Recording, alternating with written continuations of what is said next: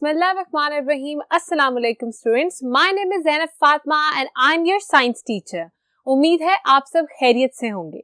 We were doing the textbook exercise of chapter number 1 which is about science skills. हमने question number 1 solve कर लिया है. आज के lecture में हम करेंगे question number 2 और question number 3 को solve. तो आइए शुरू करते हैं. So students, आपकी टेक्स्ट बुक एक्सरसाइज का क्वेश्चन नंबर 2 है अबाउट ट्रू और फॉल्स. आपके सामने स्टेटमेंट्स गिवन है. मैं इन स्टेटमेंट्स को रीड करूंगी और आप डिसाइड करेंगे कि ये स्टेटमेंट सही है या गलत. तो आइए चलते हैं स्टेटमेंट नंबर 1 की तरफ. Statement number 1 says chemistry is the study of the physical world around us.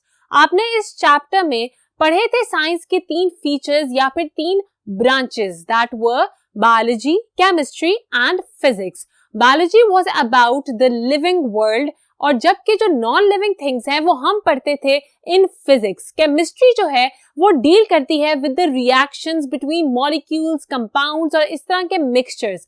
तो आपको पता चला कि फिजिकल वर्ल्ड की स्टडी है physics, but chemistry is about the particles that make up these physical and living things. इसका मतलब कि जो आपके सामने स्टेटमेंट लिखी गई है जिसमें ये कह रहे हैं कि केमिस्ट्री कहते हैं हम to the study of physical world. Chemistry is actually the study of physical world.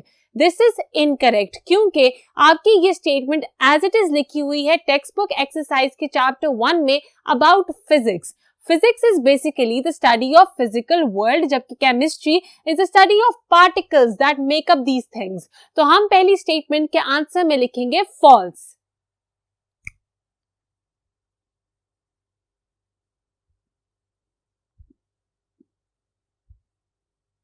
Moving towards statement number 2. Statement number 2 is, as scientists get older, they no longer have to bother about working safety. जैसे जैसे हमारे scientist बूढ़े होते हैं उनको working safety का ख्याल करने की जरूरत नहीं होती, which is absolutely incorrect. जितने भी हमारे साइंटिस्ट हैं चाहे वो यंग हो या वो ओल्ड हो, they have to be very careful when they are doing experiments in the laboratory. Laboratory में डिफरेंट केमिकल्स होते हैं, डिफरेंट इंस्ट्रूमेंट्स यूज होती हैं जो कि कुछ शार्प होती हैं, किसी में इलेक्ट्रिक करंट होता है.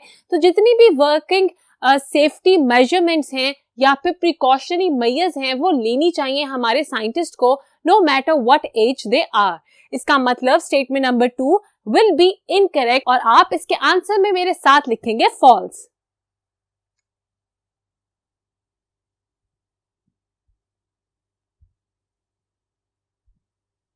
We are moving towards statement number 3.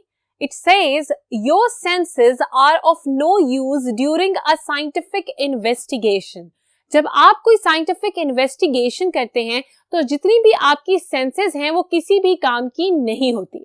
अब अगर आपने किसी भी चीज के ऊपर रिसर्च करनी हो तो आप क्या करते हैं, आप उसका स्पेसिमेन लेते हैं, लेबोरेटरी के अंदर लेके जाते हैं, आप उसके अंदर डिफरेंट केमिकल्स ऐड करते हैं. आपकी स्मेलिंग सेंस, आपकी the sense of sight, the sense of hearing या फिर हम कह सकते हैं द सेंस ऑफ टच, तमाम सेंसेस जो हैं वो काम कर रही होती हैं when you are doing a scientific investigation. तो ये जो स्टेटमेंट जो कह रही है कि साइंटिफिक इन्वेस्टिगेशन करते हुए आपकी कोई भी सेंसेस काम में नहीं आती, दैट इज इनकरेक्ट. तो आप इसके आंसर में लिखेंगे false.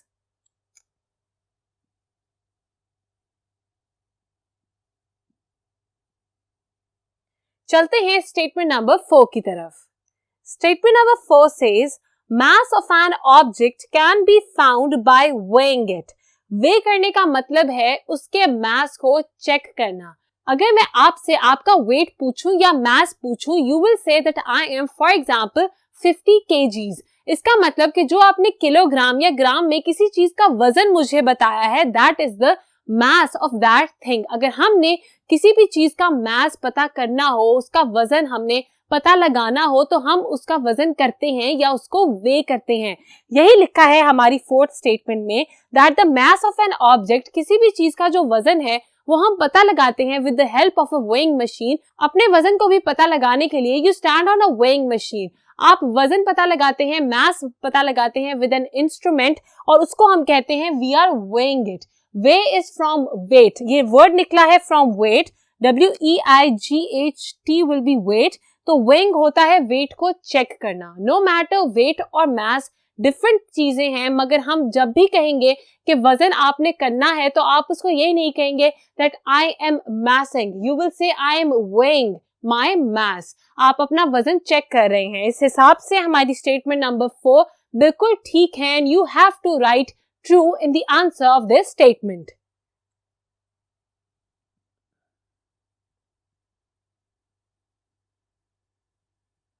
So we are done with 4 statements of true or false. We are moving towards the last statement. तो true or false की last statement क्या है आइए देखते हैं. Degrees Celsius and degrees centigrade are the same thing. वो कह रहे हैं कि डिग्री सेल्सियस और डिग्री सेंटीग्रेड का एक ही मतलब है. जब आपने टेम्परेचर का टॉपिक पढ़ा इन द चैप्टर तो आपको पता चला कि टेम्परेचर को जब हम मेजर करते हैं we measure it with a unit called centigrade, जिसको हम लिखते हैं डिग्री सेल्सियस. इसका मतलब कि degree Celsius and centigrade are actually the same thing और ये स्टेटमेंट एज इट इज आपकी टेक्स्ट बुक में भी मौजूद है. तो हम इसके आंसर में लिखेंगे true because this is absolutely correct.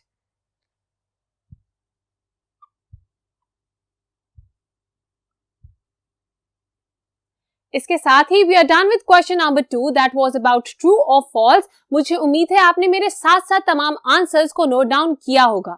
In case आपसे कोई आंसर मिस हो गया हो then you can pause this video, जाइए और आंसर मार्क करके जल्दी से वापस आइए.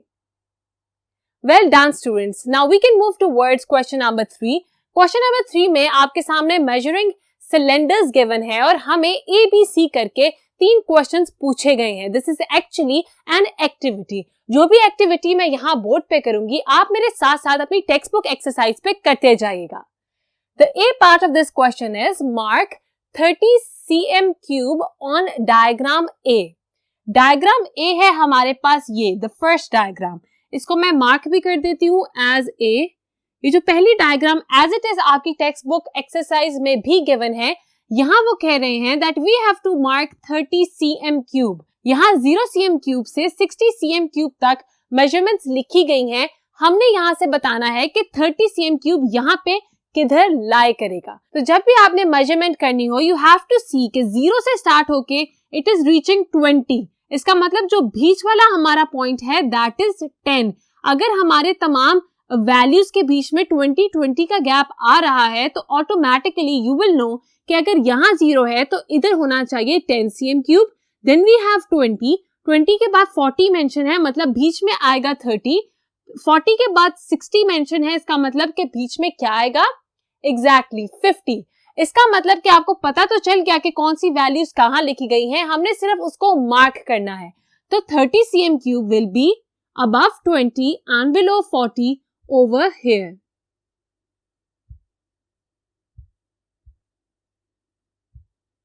तो ये वाला जो आपका पॉइंट है it is actually referring to 30 cm cube और हमने ये मार्क कर दिया on diagram A. Now we are moving towards the B part of this question, जहां लिखा है mark 25 cm cube on diagram B. यहाँ पे आपने देखा कि 20 की जंप थी तो हमें पता चल गया कि बीच में कौन सी वैल्यू आनी चाहिए. इधर आप देख सकते हैं कि 20 के बाद we have 30. इन्होंने हमें डिटेल दी है. इसका मतलब 20 के बाद we have 21, 22, 23, 24, 25, 26, 27, 28, 29 and 30. इसका मतलब हमने अगर 25 cm क्यूब को मार्क करना है तो हम 5 पॉइंट्स ऊपर जाएंगे. It will be in between 20 and 30. तो आइए मेरे साथ काउंट कीजिए 21, 22, 23, 24 and 25. Here we have 25 cm cube जो कि हमसे पूछा गया था. हमने B पार्ट को भी सॉल्व कर लिया और 25 cm क्यूब को अपनी डायग्राम B पे मार्क कर लिया. Now we can move towards part C of this question. So part C of this question आपको बिल्कुल उसी तरह दोबारा 40 और 50 की वैल्यूज गिवन है. बीच में you know कि यहाँ पे 10 पॉइंट्स मौजूद हैं. पार्ट सी में हमसे पूछा गया है that we have to mark 48 cm cube.